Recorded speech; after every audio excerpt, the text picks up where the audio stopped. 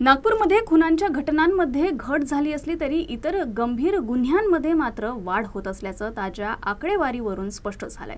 राष्ट्रीय गुन्हे नोंद NCRBच्या 2024च्या अहवालानुसार नागपूर शहरात गेल्या वर्षभरात खून प्रकरणांमध्ये तुलनेने घट झाली आहे। मात्र महिलांवरील गुन्हे, सायबर गुन्हे, घरफोड्या आणि अल्पवयीन मुलांच्या गुन्हेगारी प्रवृत्तीत लक्षणीय वाढ झाली आहे।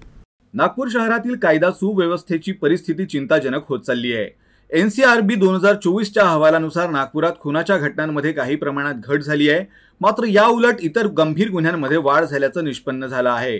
NCRBच्या 2023च्या अहवालानुसार नागपूर हे एक गुंतागुंतीच्या गुन्हेगारी चित्रातून वाटचाल करणारं शहर ठरलंय। देशातील अव्वल 19 महानगरांमध्ये नागपूर खुनांच्या प्रमाणात 5व्या क्रमांकावर, महिलांविरुद्धच्या गुन्ह्यात 6व्या क्रमांकावर, तर गुन्हेगारी स्वरूपाच्या IPC गुन्ह्यात सहभागी अल्पवयीनांच्या संख्येत 7व्या क्रमांकावर आहे। 2024 मध्ये महिलांविरुद्धचे गुन्हे, घरगुती हिंसा, छेडछाड तसंच सायबर गुन्हे आणि घरफोड्या या गुन्ह्यांचं प्रमाण मोठ्या प्रमाणात वाढलं आहे। महिलांविरुद्धच्या गुन्ह्यांमध्ये 15% वाढ झाली असून सायबर गुन्ह्यांमध्ये तब्बल 20% वाढ झाली आहे। ऑनलाईन फसवणूक, बँकिंग फ्रॉड तसंच सोशल मीडियावरील खोट्या खात्यांचा गैरवापर ही वाढीमागील मुख्य कारणे मानली जात आहेत। नजर टाकूया आकडेवारीवर। 2023च्या तुलनेत 2024 मध्ये खुनांची संख्या 11% कमी झाली। महिलांविरुद्ध गुन्ह्यांमध्ये छेडछाड, मारहाण, घरगुती हिंसा अशा प्रकरणात 15% वाढ झाली आहे।